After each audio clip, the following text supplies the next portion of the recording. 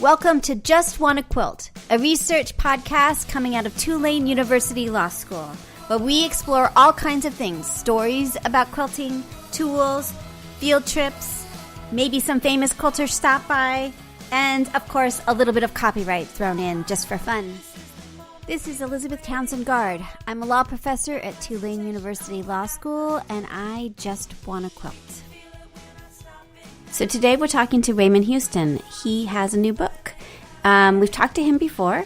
His new book is Woven Celtic Knots, and he is all about Celtic knots. So to have a listen. My name is Raymond Houston. I'm calling from St. Louis, Missouri. Fabulous. And we're going to talk about your new book, which I'm super psyched at. And we've talked to you a couple times now. The first time was the great quiche catastrophe. Quiche burn, yes. That's right. So today we're talking about your new book, which I'm super psyched, and I've been looking at it, and No, you're good. Sweetie. Okay. Sorry, we're having a lot. Our house got hit by lightning, so we have all these ridiculous things happening in the house. So we have to get ready for the workmen today. Right. Your new book. So, Woven, is it Celtic? Is that how you say it? Celtic Knots. I always get it wrong. Woven Celtic Knots. Tell us about, so we've talked to you about Celtic Knots before. So if those people listening, go back and look at the 2 episodes that we've had before. I think we've aired both of them, right? Have we aired both of them? I don't know. So sure. I'm not sure either, but if we haven't, I'll make sure that all 3 are up and running. You have an obsession in a good way. First of all, you're super mathy because you do these incredible patterns, and they're so cool. And today we're going to talk about the woven Celtic knots. So tell us what a woven Celtic knot is to begin with. Well, a Celtic knot is a form of decoration that's been used a long, long time. It's in the Book of Kells, but it's more an embellishment, if anything.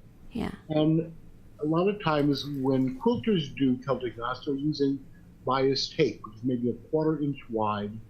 And so you have this intricate knot with the little thin line.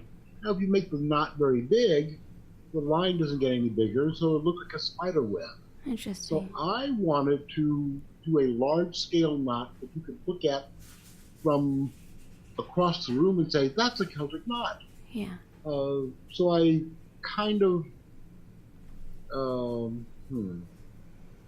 Yours are wider, right? How wide are they usually? 1/2 inch, 3/4 up to 1 inch wide strips. Now, are you, and we'll put up some photographs of what we had before. These is it fusible applique? Is that the process you're Correct. using with it? It is. But you can also use needle turn or any applique technique that you're familiar with. I just happen to use fusible because it's fast and easy. Got it. And it seems like what they do is they go in and out, they weave in and out of each other. And I suspect, since I've read the book a little bit, that there's you're putting it together, but it looks like it's seamless, but you're sort of cutting where you can't see it behind the other, right? Correct. So look at it as a series of loops, and they're going over and under, but you can't really weave a loop or a closed loop, so you cut it in one spot. It's going to be hidden under one of the other pads. And then it looks like, oh, it's continuous. And in essence, it is. It is, and it's amazing because they can be really simple, but they can be super intricate too. Now, the book, so you've been doing these and posting them online and doing all kinds of stuff with them.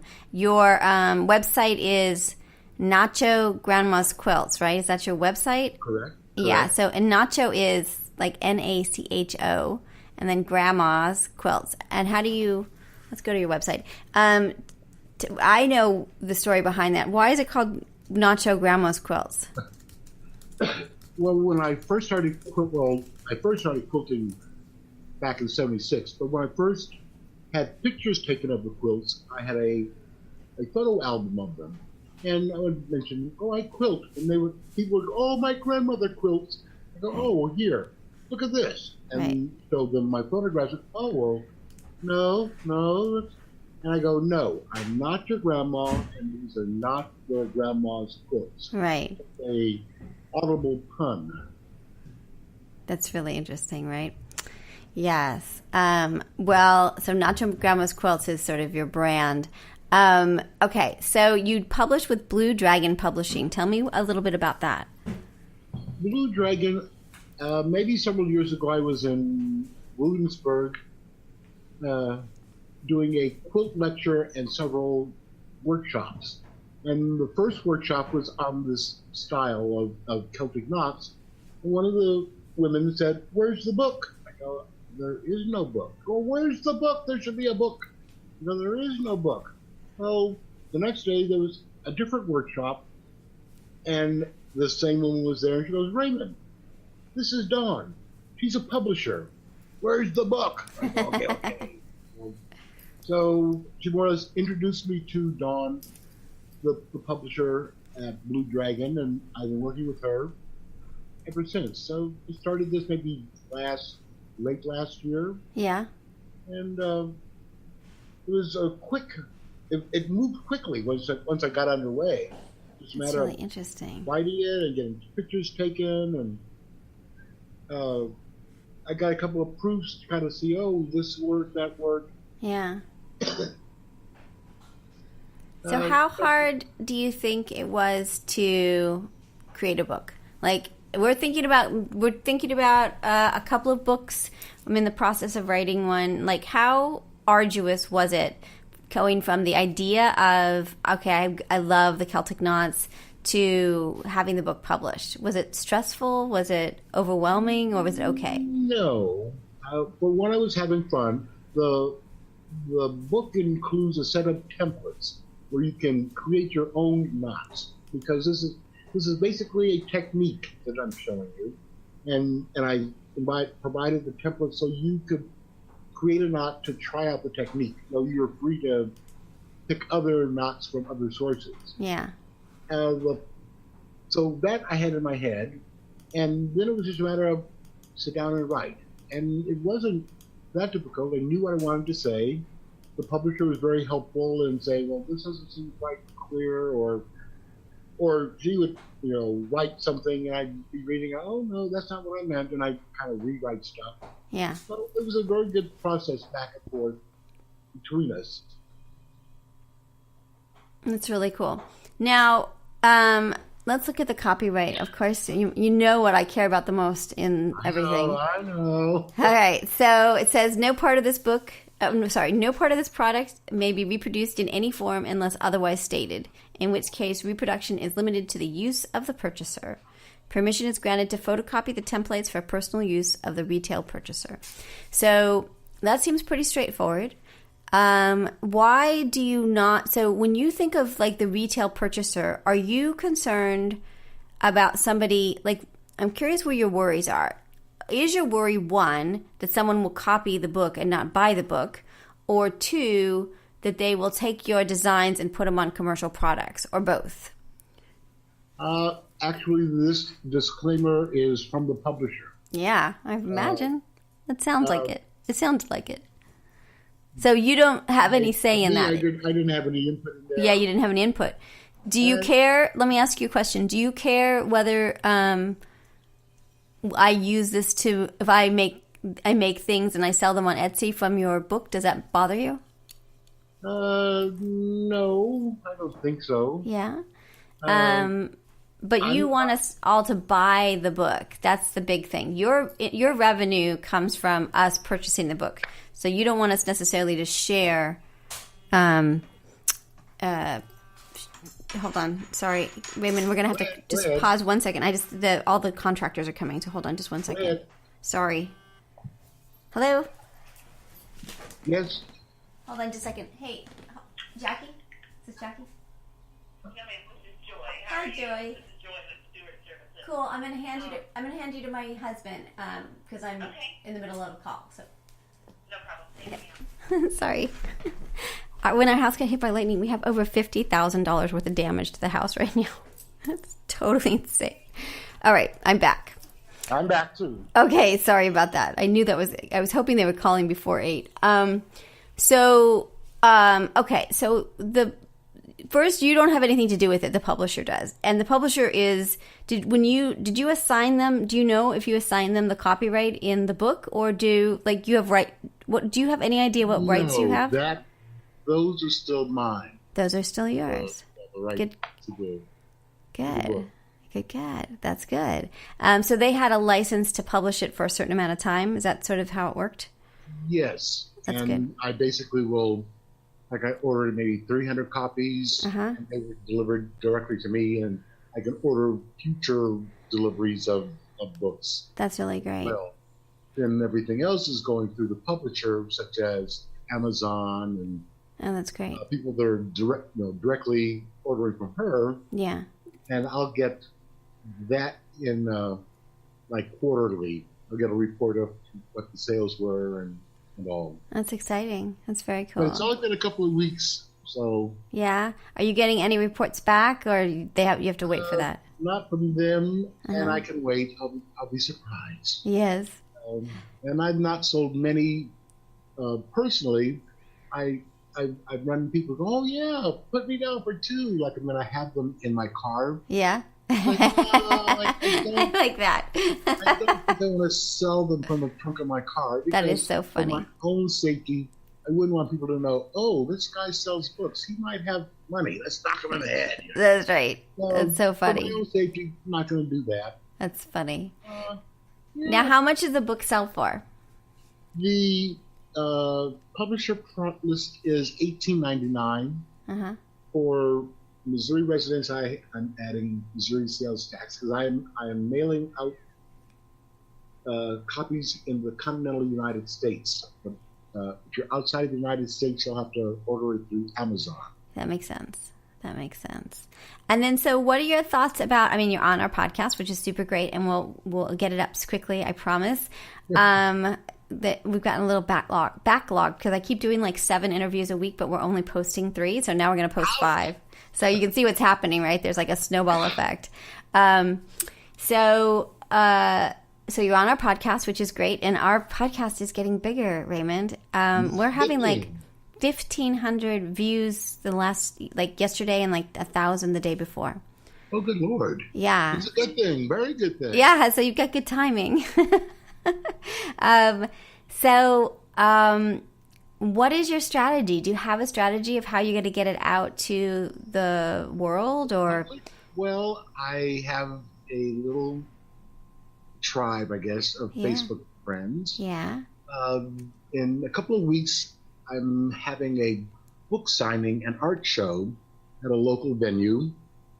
Tell us the venue in case people want to go. It's Living Art Studio, VSA of Missouri. What is that? It's I'd have to look it up again. Yeah. It's kind of a cool place with arts and. I'm looking it up. Living Art Studio, and that's in St. Louis. St. Louis, Missouri. Yep, I got it. Let's see. Living Art Studio. It's a nonprofit organization supporting artists. Interesting. Let's see who they are. Interesting. Yeah, this looks great. So it looks like it'll be a fun venue. Yeah. There are groups that meet during the week. I think Friday afternoons there's a group of sewers, and so I'm going to join the fiber artists on Fridays. That's interesting. See what happens, and I think I'll also be able to do workshops from the site. This is really cool. This is great. As a home base to work from. So this place this is that offers classes for people living with and without disabilities in a creative, safe space. This looks so cool. You'll have to chat with them and see if they want to come on the podcast. It's such an interesting space of all kinds of levels of art going on, and looks really interesting. This is great. There's some interesting things going on for sure. Yeah, that's really great. Well, this is so cool. Okay, so you're going to go there. You're on our podcast. Can I also do lectures for quilt guilds and like? Oh, so that's I have great. one coming up in October, local, and I figured, well, I'll just take a box full of books and talk and sell books afterwards. That's really awesome. I'm so charismatic. You can't resist me. Totally. Now, what about your men's group? You have are you in one or two men's groups? Several men's quilters groups. Right. And I've been posting to them more or less projects. Yeah. I try not to sell on a group Got it. Interesting. So, now, I would love, you've got a whole list. You've got a list of male quilters, which is so great on your website, and you're up to 127, and they all have different, and we've interviewed a couple of them, but I would love for you to be an ambassador for me and suggest people or reach out for me, because we were doing great, but we haven't had a lot of male quilters on lately, so we need more because I could do that. I would love it. So I would love for you to be our ambassador to the male quilters. The male quilters. It's true. It would be great. It would be great. Well, this is really interesting. Well, okay, so let's think about. So if a guild is interested in hiring you, how do they get to you if they're listening? They can find me through my website. Nacho Grandma's Quilts. There's a contact page. Or RaymondKHouston@gmail.com. Awesome. And you're also on Facebook. And I'm on Facebook. Instagram, though not too much on Instagram. Yeah, we're going to try to get better. We've been very bad about it, but everyone's getting mad at me. So we're not mad in a good, mad in a funny way. So we've got a huge campaign thing that we're going to try to start. Like using Instagram. All these different platforms. It's exhausting, right? It's like, I'll do this one, I'll do that one, and the rest of them can just lay in limbo. Because totally. I'd go crazy trying to master all the different platforms. It is so true. It is so hard. There's too many things. And it gets in the way of the quilting. That's the part that I can't, True. So, yes. That's the way I feel about blogging too. I used to have to blog. I blogged a lot. Now I'm just like, no, I don't want to do that. Now I have to ask you. I don't. I blog badly. Blog badly? My whole thing is like Cheryl Sloboda had this. Every day. Yes, right? Do you blog every day? No, I used to. It was like, yeah.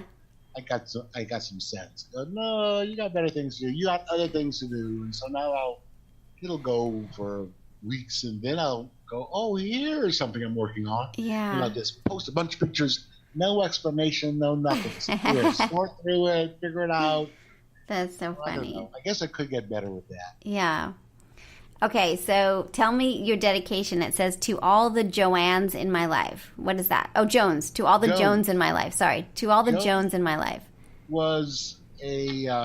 Joan was the woman at the first workshop who said, "Where's the book? Where's the book?" So, and then she was the person who introduced me to the publisher. I was like, all right, but there are at least two other Joans I know who've been instrumental and in my life in one way or another. And I figured, all right, here's for one, here's for all. Yeah. But my next book, or I have another book in mind, which is completely different and non-quilting. About my relationship with my partner, Ed, a 30-year relationship, and he died. After he died, I found some puns he wrote, and so I'm going to write a memoir called The Book of Ed and talk about our life together. It punctuated with these really, really bad puns he wrote. I love it. And so that book I'm going to dedicate to all the Eds in my life, because I have at least 4 or 5 Eds. That's nice. I like that. Now, how long do you think so the cool thing about the book is that there's not a ton of text. It's a ton, you go through, so I'm going to look at the table of contents. You have an introduction and then a library of knots. So you show all the different ways and like fillers and corners and all of that. And then you teach people how to weave the knot. And then a good portion of it is the templates, which is awesome. How do we understand how to use the templates? Can we blow them up? or can we make? You have to photocopy the templates. Like, tell us how to use the book. So you'll take the photo. Well, look in the chart in the Library of Knots. The templates will make Celtic knot bands or boxes or crosses, and the charts show the combinations of knot ends and knot fillers and what happens when you put them together. Because sometimes combinations will give you a single path knot, a knot that just goes from end around and around and around. Pardon me. Goes round and around continuously, endlessly, as a single path. But to weave these knots, I need at least two paths. So you kind of have to look at it and play with it. And you get a knot you like. Take the templates. You can blow them up, or you can reduce them. They're currently a knot that's going to be about 3-4 inches wide. And photocopy them, tape them together. There's two sets of templates, one forward and one reverse, because you're tracing the knot or the paths of the knot onto fusible web and applying it to the back of fabric. When you cut the path out, this fabric path is going to be reversed. So that's why there's a forward and a reverse set of templates. It's reverse set of templates make the same knot, but you use that to lay your fabric paths down to weave. And you're using the template as a weaving guide. It's really interesting.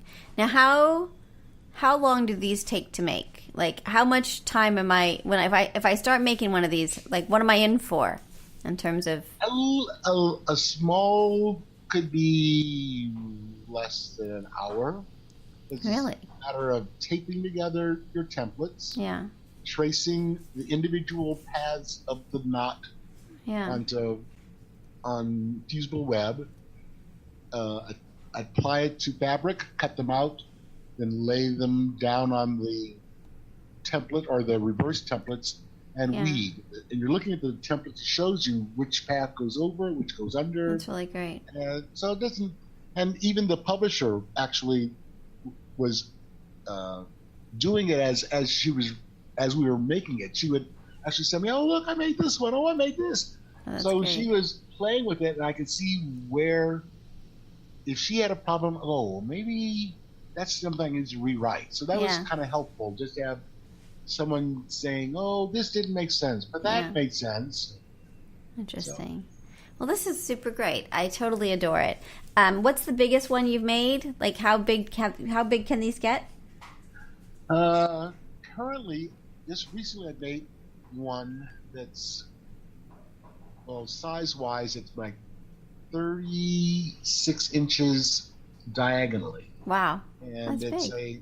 it's a set of 3 interlocking Celtic knot boxes. So I call it When Celtic Knots Collide, which is on the front of the cover of the book. So I'm making one that's a little more complex than that, and it took me 24 hours. Wow. So it was, and then I messed it up. I decided, I'm going to do this and not follow my own directions. And spent a day and a half putting this all together, and the next day I said, "Here, let's iron it." And I spritz it with water while I used a marker, and the marker bled through. Oh my gosh. And so I sat there and cried a little bit, and then I said, "All right, next," and started over. Start it again. And did it again. That makes me feel better. Like, even like you're an expert on it and you still have problems. That makes me I feel like there's all those t-shirts right now about, like, if I have my ripper in my hand, leave me alone. Not now.